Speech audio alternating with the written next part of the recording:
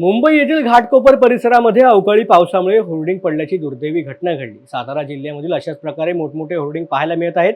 हे होर्डिंग अधिकृत आहेत की अनधिकृत, तसेच या होर्डिंगची अवस्था कशी आहे, हे होर्डिंग कोणत्या प्रकारची दुर्घटना करू शकतात का, याची चौकशी करण्यात यावी अशी मागणी सातारकरांच्या वतीने केली जाते।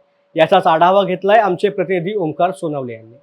मुंबई घाटकोपर परिसरात होर्डिंगमुळे घडलेल्या दुर्घटनेच्या पार्श्वभूमीवरती साताऱ्यात देखील मोठ्या प्रमाणावरती ठिकठिकाणी मोठमोठ्या चौकांमध्ये होर्डिंग पाहायला मिळतात। आपण पाहू शकताय माझ्या मागे आपण जिल्हा परिषद मैदानाच्या परिसरामध्ये आहोत। इथे ज्या इमारती आहेत त्या इमारतींवरती मोठमोठ्या स्वरूपाचे होर्डिंग आपल्याला पाहायला मिळत आहेत। हे होर्डिंग अधिकृत आहेत की अनधिकृत, तसेच या होर्डिंगची अवस्था कशी बिकट स्वरूपात आहेत की चांगल्या स्वरूपात आहे। वर्षानुवर्षे हे होर्डिंगचे डागडुजीचं काम देखील करताना आपल्याला येथील खाजगी जे व्यावसायिक आहेत ते पाहायला मिळत नाहीत। एकूणच सातारकरांच्या सांगण्यातून असं येतं की याचे स्ट्रक्चरल ऑडिट करणं महत्त्वाचं आहे। तसेच सातारा नगरपालिकेच्या वतीने सातारा नगरपालिकेने योग्य ती खबरदारी घेऊन याच्याबद्दलची जी कार्य आहे ते करणं महत्त्वाचं आहे। आणि एकूणच पाहायला गेलं तर सातारकरांच्या मनात देखील भीती आहे की गेल्या 2-3 दिवसांपासून वादळी वाऱ्यासह वळवाचा पाऊस हा साताऱ्यात आपल्याला बरसताना पाहायला मिळतो। एकूणच याच्यात काही दुर्घटना घडून यासाठी जिल्हा प्रशासनाने लवकरात लवकर ती योग्य ती खबरदारी घ्यावी असं सांगण्यात येत आहे।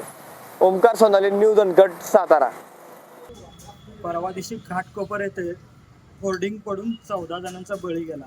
त्या पार्श्वभूमीवर सातारा शहरातही असे काही होर्डिंग्स आहेत। त्यामध्ये देवी चौकात एका इमारतीवर वरती होर्डिंग आहे, तो तर अतिशय जुना आहे। असे साताऱ्यात पोवई नाका असेल, बस स्टँडच्या समोर एक असेल आणि राजवाडा परिसरात असे होर्डिंग्स आहेत।